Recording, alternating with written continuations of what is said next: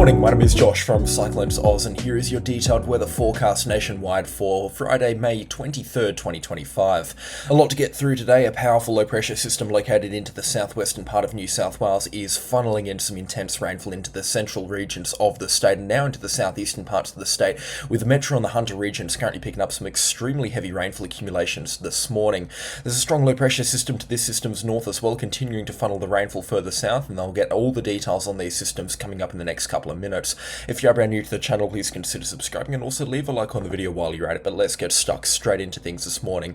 Heavy rainfall dominating the scene through Sydney and Wollongong this morning, and for locations north and south of those locations. Heavy rainfall is expected to continue throughout the remainder of this morning. However, the rainfall will ease off later this afternoon and into this evening. You can see moving through Gosford, Sydney and Wollongong this morning a very heavy line of showers and steady rainfall moving through these areas, especially into the western suburbs of Sydney. They're getting absolutely hammered right now. Between the metro area and Penrith, there's a very heavy line of showers moving through that area. It's kind of tracing the mountains adjacent to the coastline and the coastline itself, now heading down towards Wollongong and Boral, and rainfall accumulations expected to pick up pretty significantly over the next couple of hours in those regions. The very heavy rainfall that we've seen over the last couple of days, it has left accumulations between 5 to 650 millimetres, somewhere for multiple locations rather outside of Gloucester, Taree, Port Macquarie, Kempsey, Nambucca Heads and Coffs Harbour. The rainfall up there has now begun to ease off. Widespread falls between 400 and 600 millimetres were reported up there, with the heaviest falls at Parabel Creek at 658 millimetres of rainfall since Monday morning. Very, very heavy rainfall indeed. In fact, not quite record-breaking rainfall, but very close to it, and that has resulted in some areas receiving their worst flooding in a very long time. In fact, some areas, especially around Taree through the Manning River, received their worst flooding and their highest water levels on record. So it truly was a disaster, this rainfall event, and nothing short of it, that's for sure. The heavy rainfall is expected to continue throughout the remainder of today. You can see the strong low pressure system actually around the Griffith area this morning. It's pretty much stationary. It hasn't moved very far at all over the last 6 hours or so, which is how long this radar loop goes for. If it does have movement, it's going very slowly towards the southwest at this point in time, but again, it's very hard to pinpoint exactly where this system is going because it is so slow moving, but it's dragging in all of that moisture from the Tasman Sea. This system is now far enough inland as to where new moisture is not really being dragged in by this system here, and the rainfall is expected to steadily ease off throughout the remainder of today, as I have mentioned for about the fourth time already. Let's jump into that rainfall forecast right now, again referring to the convective forecast models because they're the only one that have this forecast kind of remotely correct at this point in time.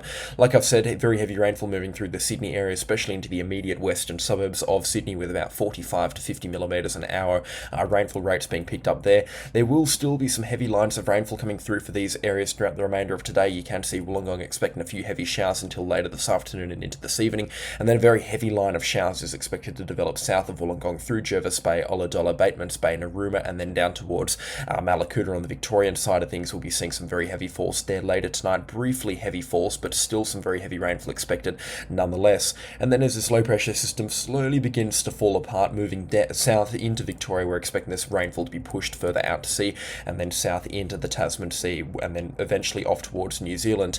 So heavy rainfall is still expected to occur throughout the remainder of today, with embedded severe thunderstorms here and there, with locally intense rainfall throughout the remainder of this morning and into early this afternoon. The heaviest rainfall accumulations are expected to be on the mountainous areas adjacent to the coastline between Sydney and down towards Wollongong.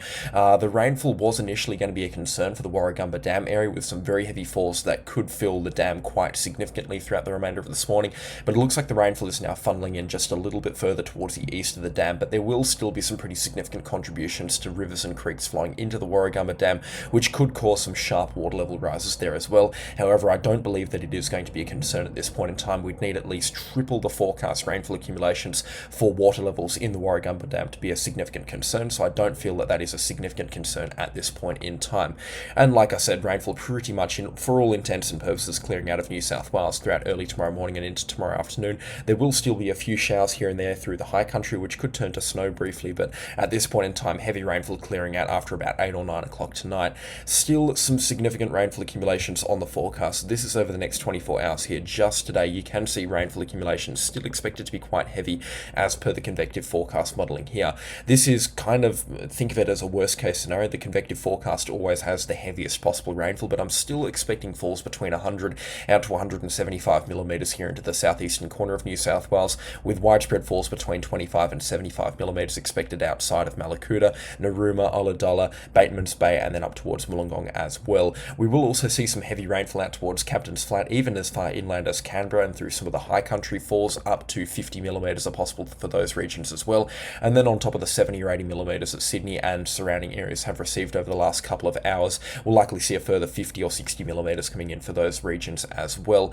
Rainfall through Sydney shouldn't exceed 150 millimetres for the absolute wettest of locations, and it is coming through for primarily the immediate western suburbs of the Sydney metro area. And as you can see on the radar imagery, whilst there is some more showers and rainfall developing on the backside of this system here, the worst of it has certainly passed and is now heading south towards Wollongong. But yeah, certainly some very intense rainfall has been reported, and I imagine there's some pretty big puddles and maybe even some minor flash flooding through Sydney this morning.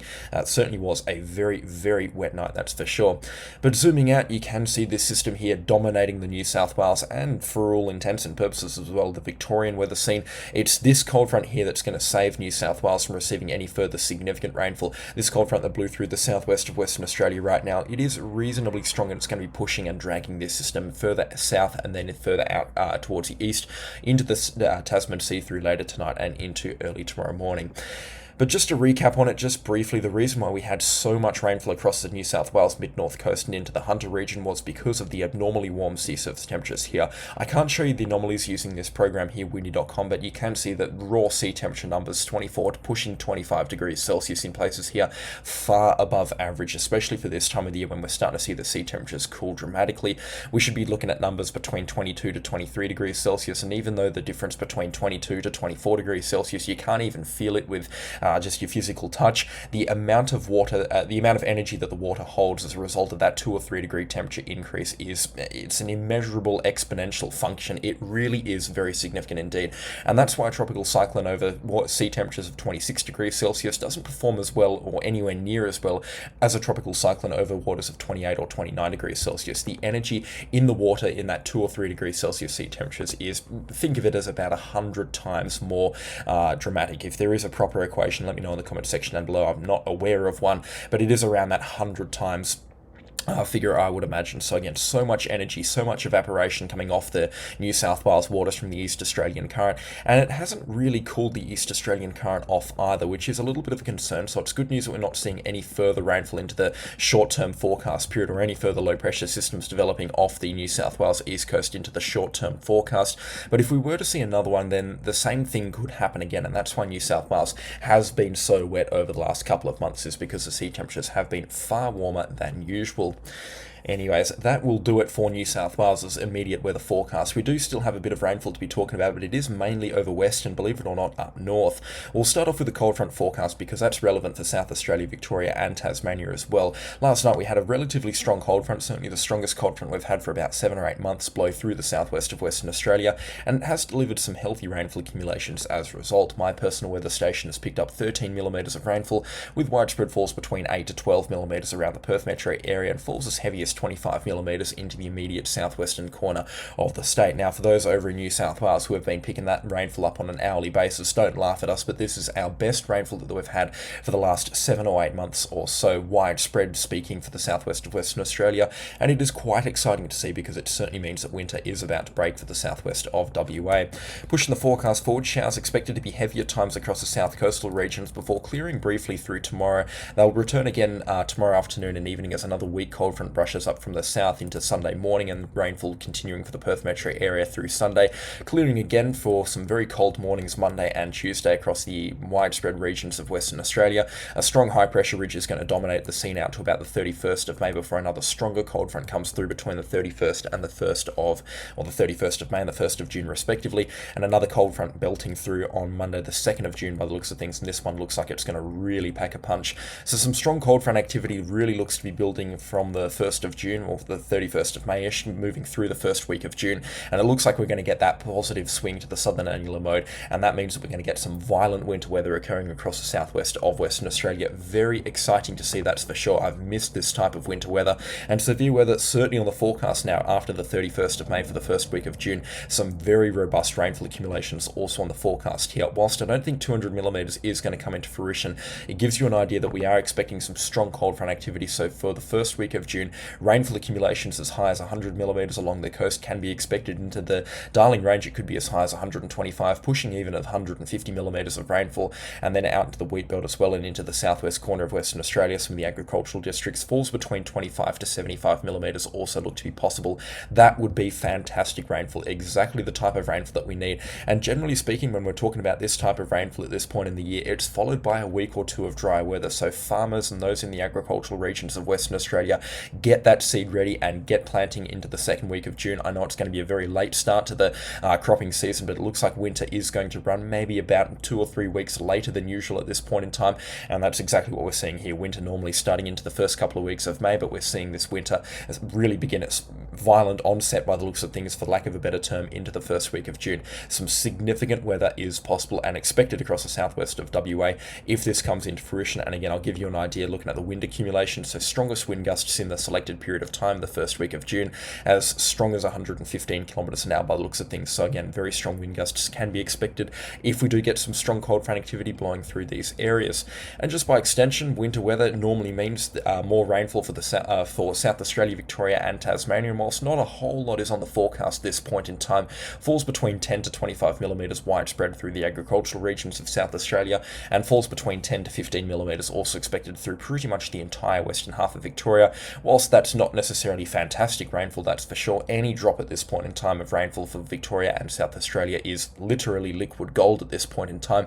So we will be very much enjoying and soaking up even 10 to 15 millimetres of rainfall across Victoria and into South Australia. Even the west coast of Tasmania could pick up some healthy rainfall accumulations, but if we're talking about rainfall, it is of course WA's time to shine.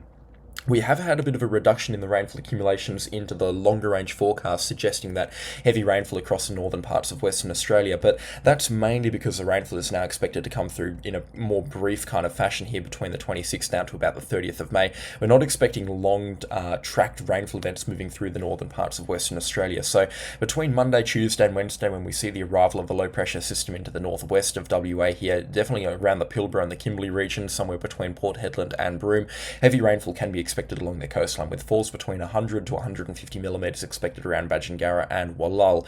Falls between 50 to 150 millimetres also expected further inland south of Fitzroy, crossing through some of the indigenous communities closer to the border of the Northern Territory, so Balgo Hill, Kiwakara, those sort of areas. And we could be seeing some phantom rainfall accumulations up to 50 millimetres outside of Telfer and Marble Bar as well, but rainfall not penetrating anywhere further south of Port Hedland in a significant fashion at this point in time.